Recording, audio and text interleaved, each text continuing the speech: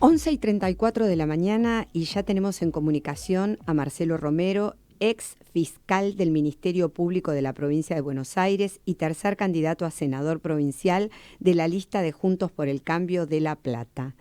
Buen día, Marcelo, ¿cómo estás? Josefina Tajes aquí desde el arranque. Buen día, un gusto, ¿cómo estás vos? Muy bien, muy bien. Bueno, antes que nada agradecerte por estos minutos para el arranque y luego, bueno, charlar un ratito contigo. Nos interesa mucho que, bueno, desde tu lugar nos cuentes un poco cómo estás viendo la situación en la provincia de Buenos Aires en relación a todo el tema que está sucediendo, sobre todo en materia de seguridad. Bueno, la situación es caótica, ¿verdad? La veníamos advirtiendo, obviamente, en nuestra función fiscal de tantos años. Lamentablemente esto va creciendo, no solamente que hay más delito, porque lo hay, sino que se va incrementando la violencia, ¿no? En las distintas formas de comisión criminal.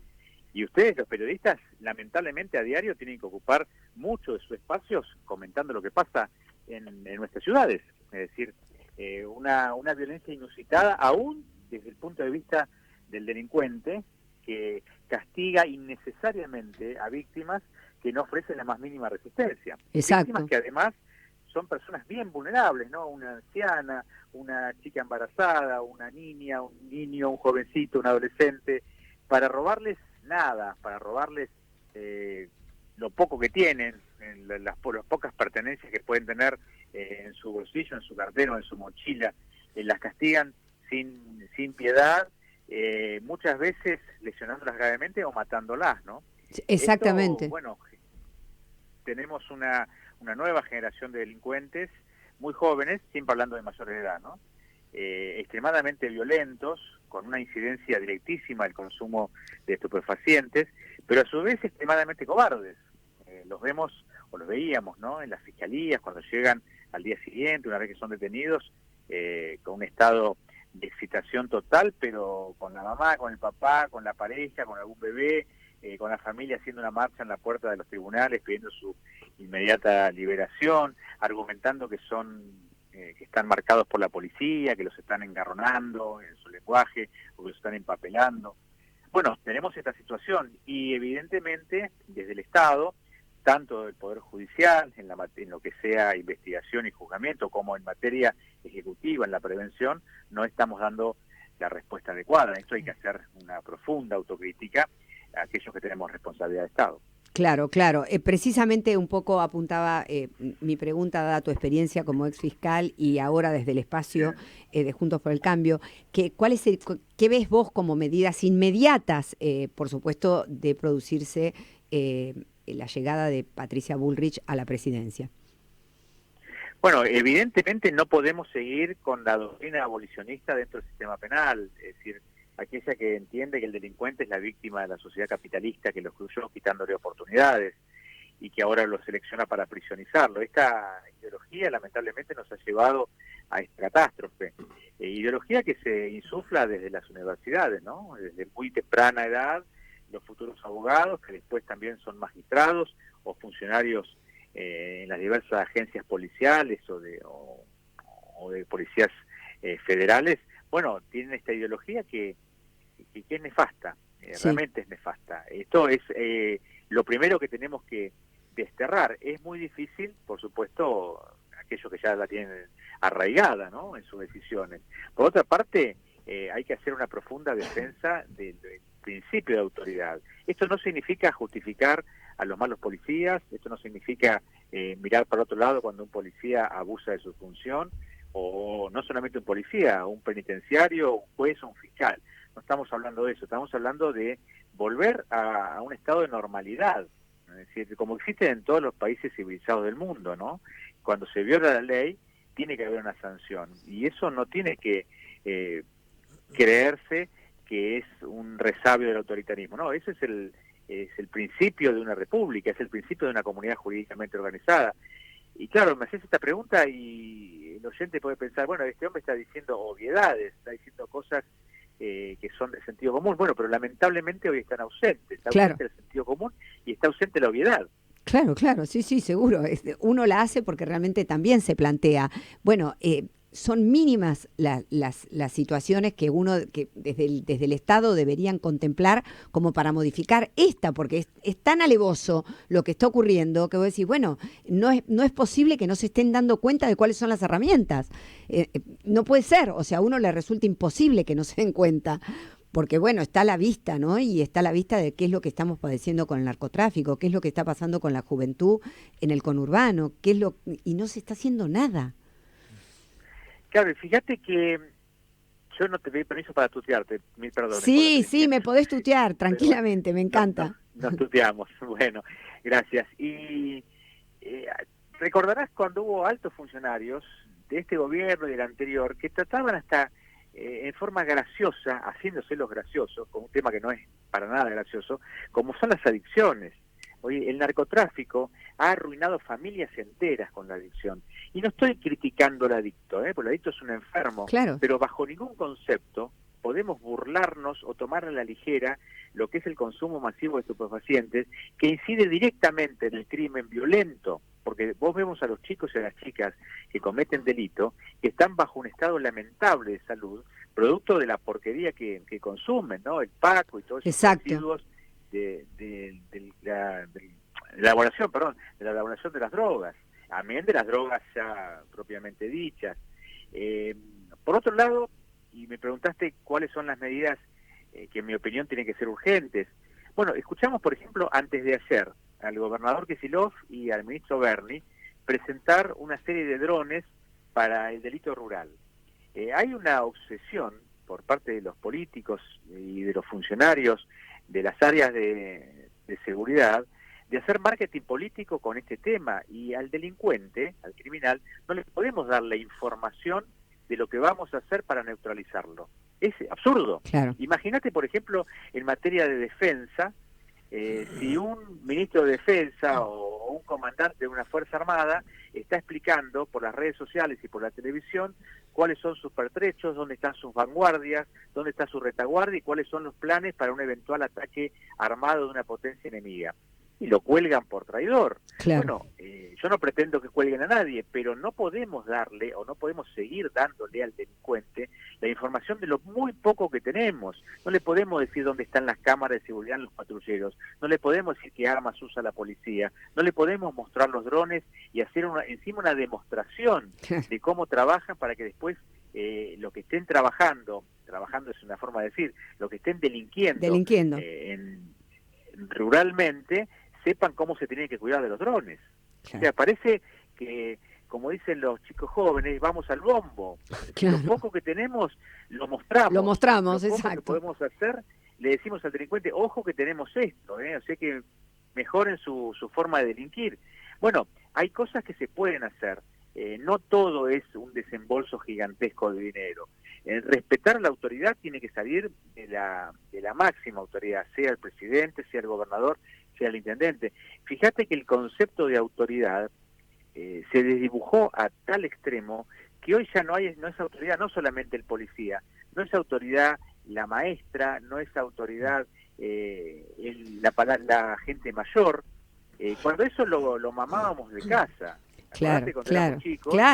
Que nos decían, la maestra es tu segunda madre, que no me entere que le faltaste el respeto, que no le faltes el respeto a una persona mayor. Y hoy se le falta el respeto a un médico de un hospital público que te salva la vida a vos, a tu hijo, a tu pareja o a quien sea. Hoy se destroza una guardia médica gratuita de un hospital público. Hoy se destroza una escuela. Se le falta el respeto y se lo mata. Fíjate lo que pasó con el médico hace muy poco, que han matado en la puerta de su casa. Entonces, o sea, ya no es una cuestión de respeto. Imagínate lo que era... Sí, perdón. No, te escucho. No, lo que era para nosotros cuando éramos chicos, y bueno, lamentablemente hay que hacer autorreferencia, ¿no? Nuestra historia vital. Era el hospital público, era el respeto de... Te salvaban la vida. Claro. O te solucionaban un problema de salud con nada. O a la escuela. ¿A quién se le ocurría romper una escuela? O faltar el respeto a nuestros mayores. Bueno, eso trasladado a la fuerza pública, hoy la policía tiene que pedir perdón si te pide documento.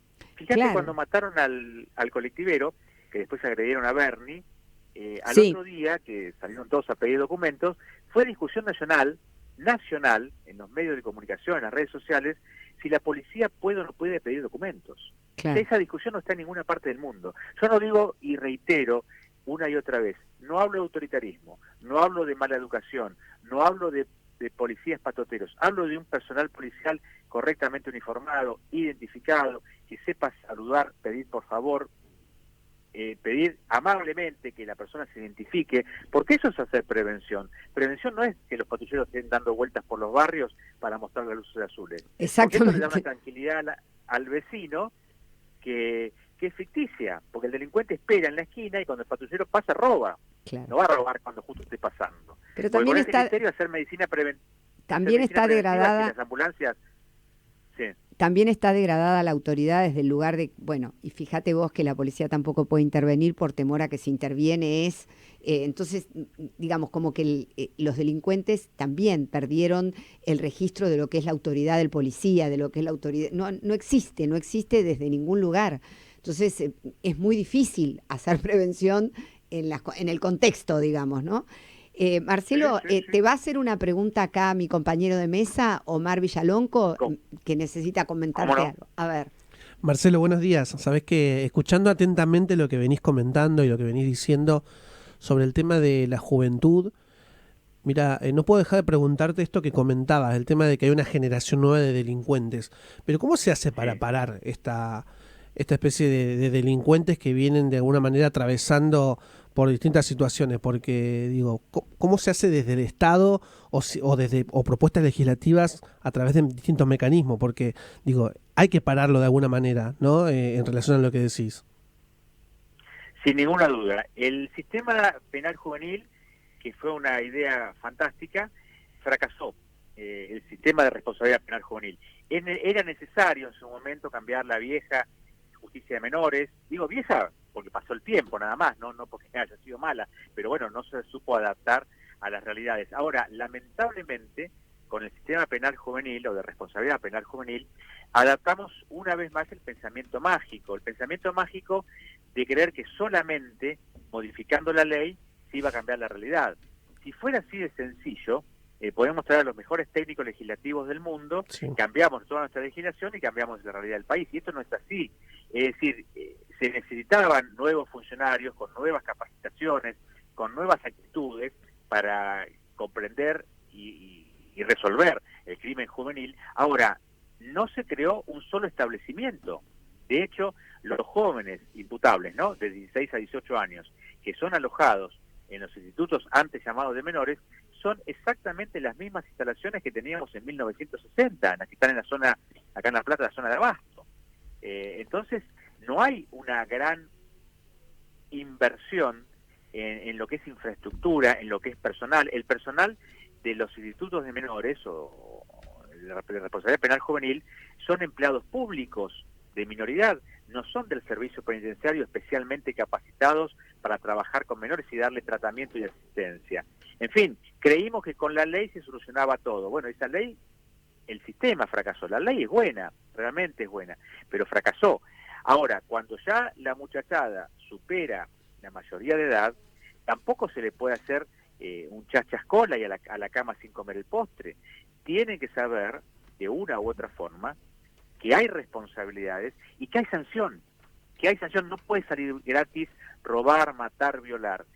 Porque no sale gratis en ninguna parte del mundo, y digo gratis en sentido figurativo, no, sí, entiendo. Tiene que haber una sanción, y no tenemos que tenerle miedo a la palabra sanción. No uso la palabra castigo, uso la palabra sanción, sí. Porque la norma legal, y no solamente la penal, cualquier norma, si ustedes o yo no vamos a trabajar, al día siguiente nos intiman, y a los 3 días nos echan con justa causa.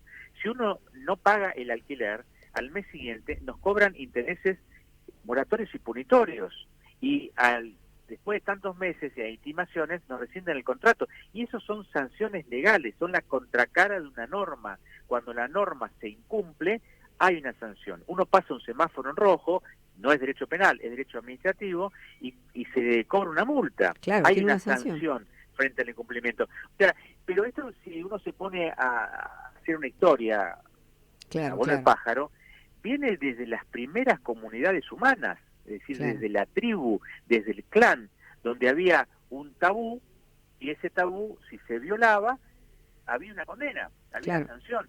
No puede haber, y esto no tiene nada que ver con las ideologías, pero no puede haber una comunidad jurídicamente organizada sin normas. Exacto. Y la contracara de esto es que no puede haber dicha comunidad sin sanción ante el incumplimiento de las mismas. Marcelo, una última para no abusar de tu tiempo. Sí. Julito. Marcelo, ¿qué tal? Buen día, ¿cómo te va? ¿Todo bien? Buen día, Julio. ¿Cómo estás? Bien, todo bien. Me preguntaba en esto de las causas, ¿no?, de estas circunstancias de inseguridad, el avance de la droga, ¿no?, que no se puede soslayar, sí, me imagino. Sí, la droga es un problema gigantesco, porque si hay un ejemplo de manual de crimen organizado, ese es el narcotráfico. Porque no es solamente la compraventa de tóxicos, de drogas, sino que hay toda una industria criminal donde hay logística, donde hay sostén operativo, donde hay sicariato, donde hay contadores, donde hay abogados, donde hay lavado de dinero, donde hay muchísimo dinero en efectivo para corromper lo que sea y a quien sea, no solamente fuerzas policiales, sino también muchas veces gobernantes, muchas veces personal judicial, y si no son sobornados, son amenazados de muerte, o muchas veces, y hablando a nivel planetario, muertos. Es decir, el narcotráfico es una industria criminal que no se la puede combatir en forma improvisada. Es delito organizado, no puede haber improvisación. No es un juego de palabras. Esto tiene que haber una política de Estado seria y duradera, sin importar los colores que ocupen transitoriamente los despachos oficiales.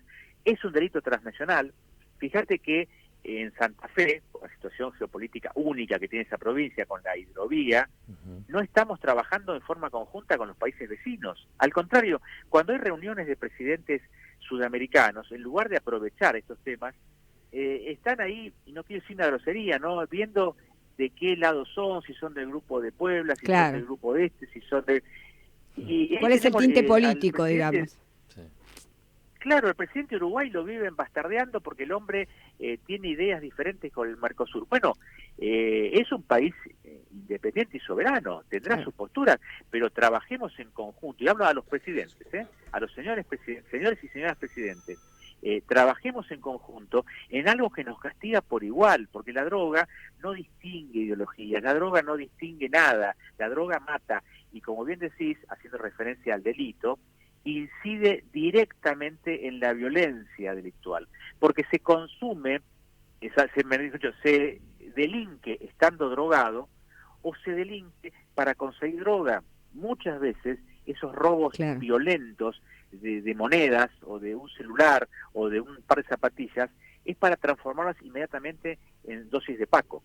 No es que la persona quiere robar zapatillas para poner un kiosco de zapatillas. No, quiere rápidamente cambiarlo por droga porque está en una crisis de abstinencia.